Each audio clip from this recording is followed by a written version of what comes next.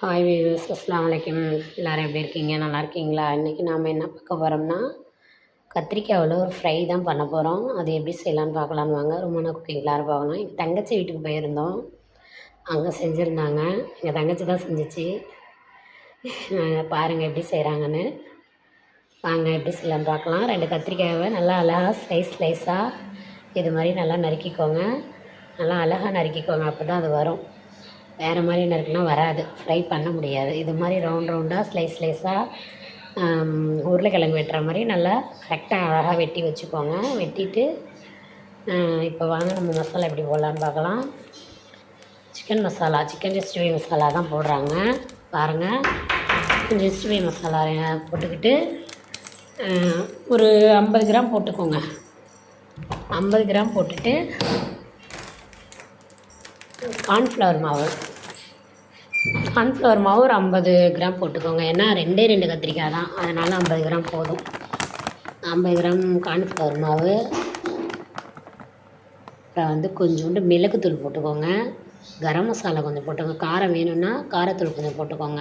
மிளகாத்தூள் இல்லாட்டினா ஸ்கிப் பண்ணிக்கோங்க.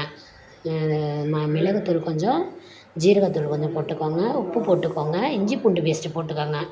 ஆனால் அந்த பிள்ளை இஞ்சி பூண்டு பேஸ்ட்டு போடலை. உங்களுக்கு வேணும்னா ஆப்ஷனலாக இஞ்சி பூண்டு பேஸ்ட்டு போட்டுக்கோங்க. போடலைன்னா ஸ்கிப் பண்ணிடுங்க. இதில் இருக்கிற மாதிரி செஞ்சுக்கோங்க. இதுவும் ரொம்ப டேஸ்ட்டாக இருக்கும் ஃப்ரெண்ட்ஸ். ரொம்ப டேஸ்ட்டாக இருக்கும், நல்லாயிருக்கும். செஞ்சு பார்த்துட்டு கமெண்ட்டில் சொல்லுங்கள். ஸ்கிப் பண்ணாமல் பாருங்கள். உப்பு போட்டுக்கோங்க. உப்பு தான் கரெக்டு. உப்பு இல்லைனாலும் நல்லா இருக்காது, உப்பு அதிகமாக போயிட்டாலும் நல்லா இருக்காது. இப்போ நம்ம அந்த எல்லாத்தையும் நல்லா கலக்கிட்டு அந்த கத்திரிக்காய் ஃப்ரை மேலே ஊற்றிக்கோங்க. மேலே இது மாதிரி ஊற்றிட்டு இப்போ நம்ம வானலில் வச்சு பொரிச்சிக்கலாம். இப்போ வாங்க பொரிக்க போகலாம். இப்போ இது மாதிரி பொரிச்சிக்கோங்க. ஒன்றா போட்டு அழகாக மீன் பொரிக்கிற மாதிரியே பொரிச்சிக்கோங்க. ஒன்றா அழகாக போட்டு பொரித்து திருப்பி எடுத்துகிட்டு தீயாமல் நல்லா அழகாக சிம்மில் வச்சு அடுப்பை ஸ்லோவாக வைங்க. ரொம்ப அதிகமாக வச்சிடாதீங்க, டக்குன்னு கத்திரிக்காய் கருகி போயிடும். அதனால் கரெக்டாக ஸ்லோ ஃப்ளேமில் வச்சுட்டு நல்லா அழகாக பெரட்டி விட்டு நல்லா எடுத்துக்கோங்க. எடுத்து சாம்பார் சாதத்துக்கு தான் சர்வ் பண்ணாங்க. செம்ம டேஸ்ட்டாக இருந்துச்சு ஃப்ரெண்ட்ஸ். வேறு லெவல் டேஸ்ட்டே. ரொம்ப எப்படி சொல்கிறது, நாங்கள் முதல் முறையாக தான் ட்ரை பண்ணோம். ஃபஸ்ட் டைமாக ட்ரை பண்ணும்போதே நல்லா சூப்பராக வந்துருச்சு.